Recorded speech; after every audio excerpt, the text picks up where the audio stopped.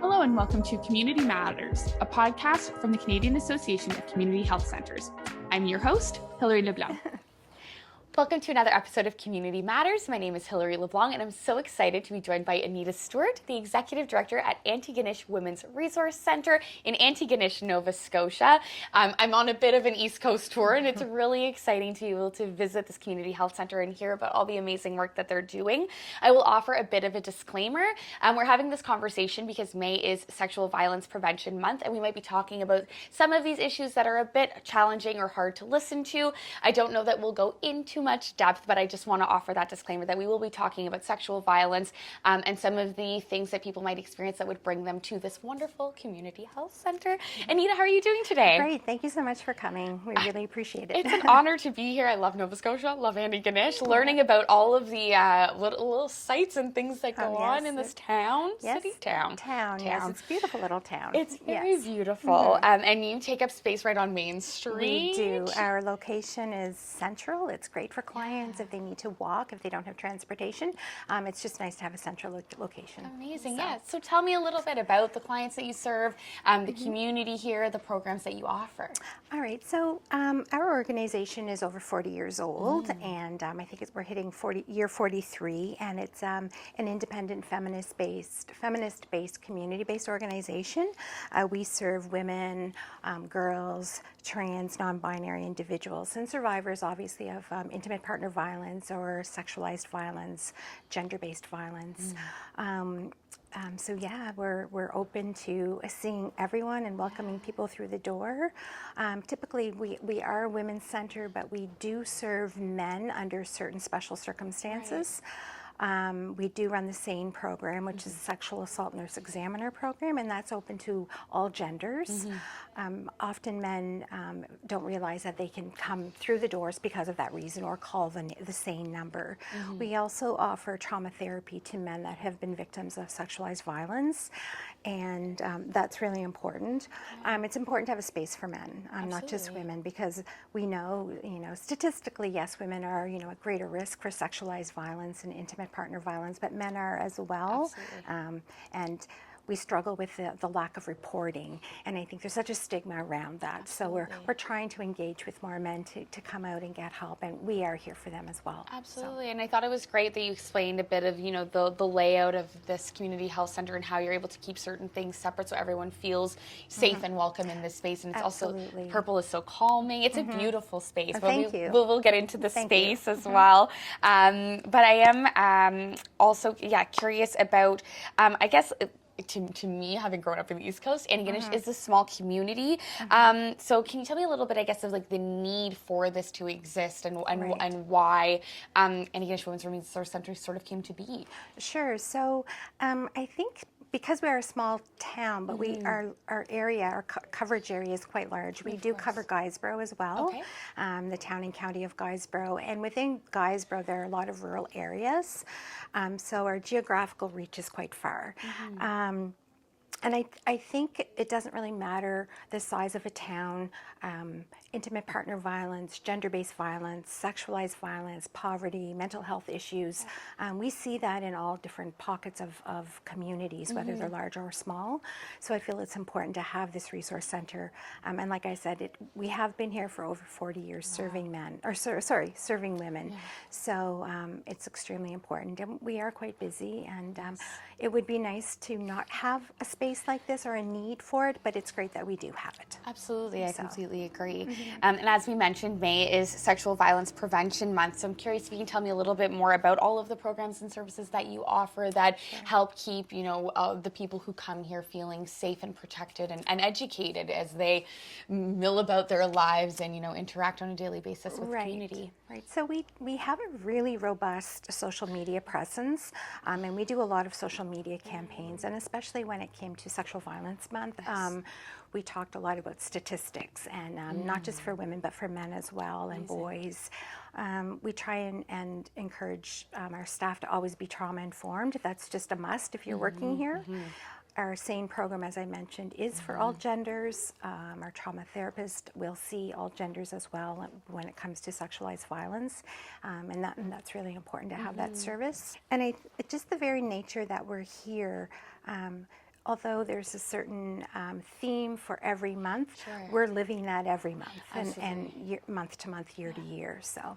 Amazing. And I did want to highlight, because you have specific programs for immigrant support, and you have the healthy relationships for youth, which I thought were very interesting. And I think part of the reason I asked the question about Antigonish being small is I know it is a university town, and I know the East Coast has been booming with immigration and new communities coming in. So I am curious if, any of that was the reason for these programs to exist, or if you felt that these communities needed a little bit of specialized supports, or how those two programs came to be. Sure. So years ago, we noticed that immigrants were coming to Antigonish and they needed assistance. So we do provide settlement support and any of supports that a newcomer may need when they arrive in Antigonish.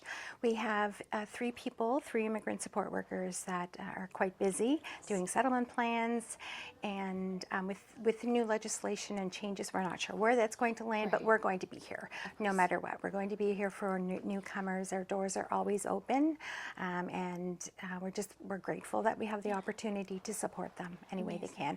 Coming here, to a new country is hard enough, but we have had Ukrainian women come here from a war-torn country, and they come with horrific stories, and not only does our immigrant support program help them, but we also have women support workers here that can help them. And we refer internally as well, so they may be visiting our immigrant support worker, but then they're recognizing that there's some trauma there, and then an appointment can be made with one of our women support workers, or it could be made to see our doctor, depending on the need of the client. We always try and meet the clients where they're at. That's so important, and let them be our guide, and let them be the leaders in what they need. They do know what they need, and we're just here to support that. Amazing. Yeah, and our Healthy Relationships for Youth program is a school-based program, and we just received funding actually last year. It was amazing that so we've been running the program for quite a while, but due to the Mass Casualty Commission report, the Healthy Relationships for Youth program does meet some of the recommendations from the MCC report when it comes to gender-based violence. So receiving that funding was basically, we were asked by the province to scale up, to provide the Healthy Relationships program, not just in our community of Antigonish and Guysborough, but across Nova Scotia. So we're rolling that out. That happened partially in September, and going forward in September of 2025, we'll be reaching even more schools. And it's just a great way to inform younger people, the youth, that what a healthy relationship looks like. And it doesn't have to be a romantic relationship.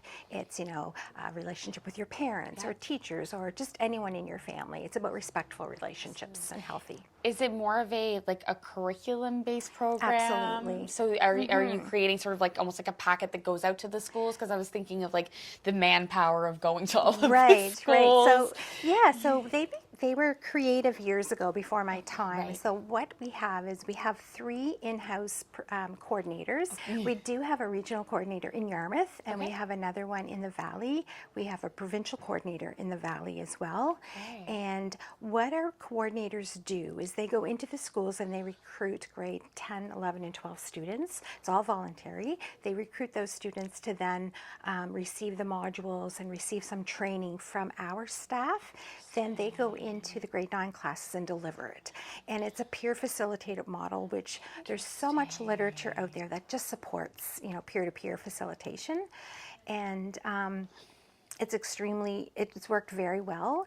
It's one thing for a teacher to be standing in front of a class talking about, things that are a bit, as the kids say, cringy, right? As opposed to hearing it from your peer. And they just receive it much better coming from a peer. And we know that because we evaluate the program every year. external evaluators, not us. Yeah. That's very important for, the credibility of the program.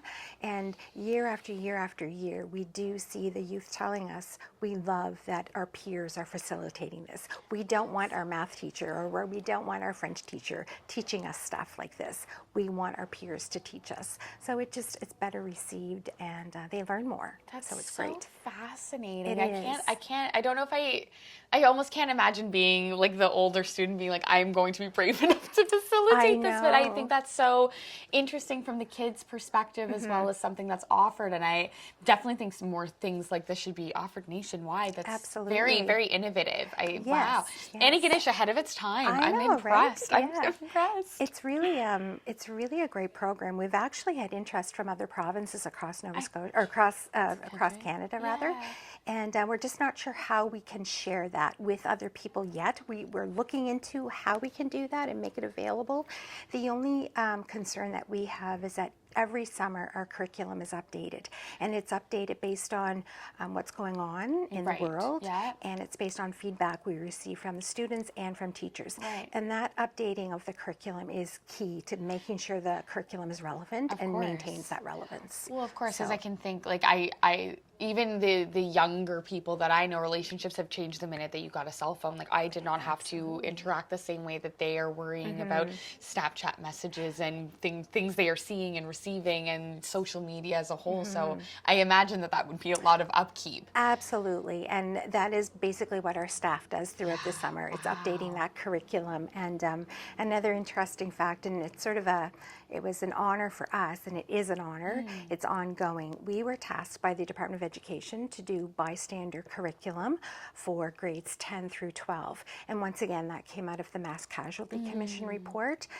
So it's really interesting and really fascinating that a small little community-based organization has taken on that role and will provide that to the teachers. And they will be using that in September of 2025. So it's a lot of work, but our team is up for it. And we're very honored. Slight pivot. Can you just explain briefly what the Mass Casualties Report is for anyone listening who would not know from not be in Nova Scotia? Sure. So approximately 5 years ago, we just, the anniversary of Portapique passed, and there was a mass shooting. And so out of that horrific event that spanned over 2 days where many people lost their lives, there was a Mass Casualty Commission that was, struck up. And there were many findings that came out of that report. So, and that's sort of where the healthy relationships, that's why we've received more funding, because it was noted that healthy relationships is important for people to learn early. And one of the recommendations is that, that people like us go out there and do this training. So a lot of great recommendations came out of the MCC report, and it's a very hard read, so I wouldn't suggest to anyone watching that certain volumes, that you may want to stay away from, but it goes into quite a great deal of detail, obviously, so that we can hopefully prevent this from ever happening in our province again. It was, one of the worst. Is the worst massacre in Canada for a small province. Quite traumatic. Absolutely. Yeah, I do remember that occurring, and thank you for sharing that. I was just thinking, the health practitioners and people in Ontario might be wondering what kind of commission that is, and I know we've got different ones around police abolishment and things that have been mentioned in our things, so I'd like to share the resources. But thank you so much for letting us know how all of this sort of came from such a horrific part of what's happened in this community. But I mean, great that these healthy relationship programs exist. So I'm very happy about that, and I do think it should be adopted nationwide. Before I ask the next question, I also wanted to highlight, because I did mention the space, so wanted to give you space to talk about the fact that you're going to be expanding. Yes. So last year we purchased a piece of land, and we've just outgrown our space. We have so many staff members, and we want to do more, but we just don't have capacity in the sense of space. So we purchased a piece of land, and the goal is to build our new women's center. Hopefully within the next couple of months, we'll be launching our capital campaign. And the plan is to do a passive design, net zero, which will make us sustainable. And for the women that are coming after us, they will own the building rather than paying rent. You know, we've been in this building for quite some time, and the McLeod Group has been phenomenal to us, but we just need more space. Absolutely. And yeah. Understood. Well, very exciting Yes, thank to you. hear. And I wanted to touch on some of the community advocacy that you do, as well as some of the community partners that you have that I found really interesting to hear about while walking through the center. Yeah, so we do have a lot of community partners. Wow, there's so many. A lot of different funding streams because we have, I guess, for the lack of a better phrase, we have our fingers in a lot of different pies. Community health centers do. Yes, absolutely. So Nova Scotia Health is obviously a big partner of ours, and we're part of your organization, which is phenomenal and has allowed us to hire a health and wellness coordinator. Without the funding from your organization, we wouldn't have been able to do that. And not only hire her, but providing the services that she is providing. You know, we're doing foot clinics, we're doing an endometriosis awareness campaign, we're doing a menopause cafe, and that's just the start. Wow. You know, she's doing great things, and not just here in the center, but out in rural communities, so that women that, you know, can't get to the center, they can still participate in things that are very important to them. Absolutely amazing. And I know that you're also partnered with the Indigenous community just outside as well. Yes, so we do some work in Buknakak, which is a local Indigenous community just outside of town. One of our support workers and our health and wellness coordinator go out once a week and just provide, you know, some programming and whatnot for multiple people, or sorry, for various people. And we just finished doing 40 care packages for the youth out in Buknakak. So hopefully they'll be excited when they receive their string bag with some goodies in it. And that partnership is extremely important to us, maintaining that. And we're also doing some work within the African Nova Scotian community in Guysborough and Lincolnville and Upper Big Tracadie and Sunnyvale. And yeah, we're doing great things are happening, and it's really important to remember that you know, we have to be helping women that are coming from marginalized communities and hear their voices and amplify their voices. Absolutely. I obviously, like, I love what all of my community health centers do. I did refer to all of them as my babies earlier when we were walking through the halls, but I just think it's so great. The most community health centers, I think they're all very, like, intentional with their work and their advocacy, but I don't know that I've heard so much, like, outreach into all of the small communities from, like, the women's resource sexual support perspective. Right. And I think that's great. I am a little biased knowing the richness of this community and knowing what the African Nova Scotian community has been through, and I can imagine what the Indigenous community here has been through similarly. So I think that that's absolutely wonderful that you're able to, you know, meet them where they're at, meet their needs, because I'm sure that there's so much support that they could use and benefit from. So I think that that's amazing, especially when I think of Antigonish as such a small, but you have such a big impact. So it's absolutely wonderful. And we also learn a lot going out into community. And the one takeaway too that I've learned being in this role is that it's inappropriate for us to go into a community unless we've been invited. So we're very cognizant of that. And it's also very important that as a middle-aged white woman that I don't go in and tell someone, an Indigenous woman or an African Nova Scotian woman, what they need.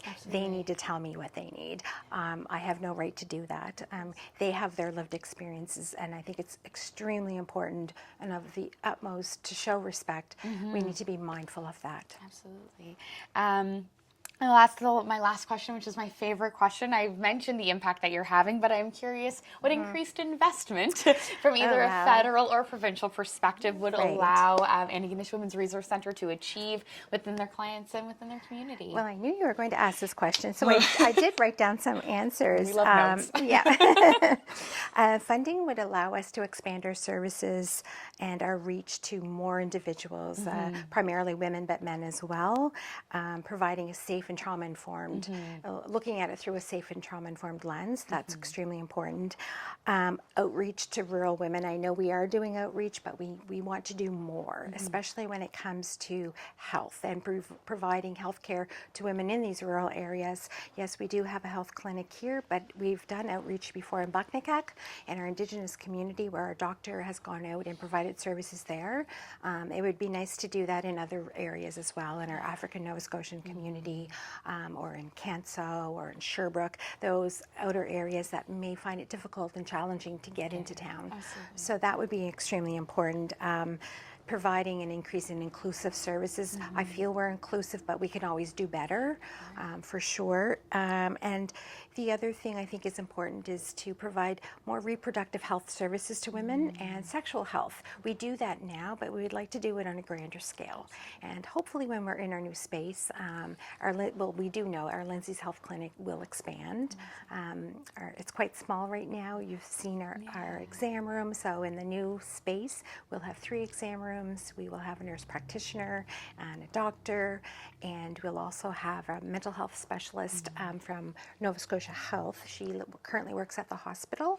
She's an outreach worker with adult outpatient mental health and addictions, and we have her visiting us for one afternoon. So that would be nice to sort of expand on that as well. Of course, amazing. And we would also, it's really important that we have an addictions counselor within our new space. That's just part of it. It's taking a holistic approach, wraparound services. So with increased funding, that would allow us to do so much more. Absolutely. I feel like I part of me is trying not to get too choked up, because as someone who has lived experience with a lot of the different things that you are supporting people with here, I just know how important this is to like the East Coast community and this specific community, and you're doing such amazing work, and everyone has been so inviting and so kind, and it's been such a lovely visit. This was absolutely wonderful, and I'm so thankful that you had time on the only morning that I had. Anita, it's been absolutely great chatting with you. Thank you, Hillary. Thank you so much for visiting, and please feel free to come back anytime. I'll be back in like 3 months. and we're going to go visit you in Toronto. We'll give her a tour. Absolutely. Amazing. Thank you. Thank you, Hillary.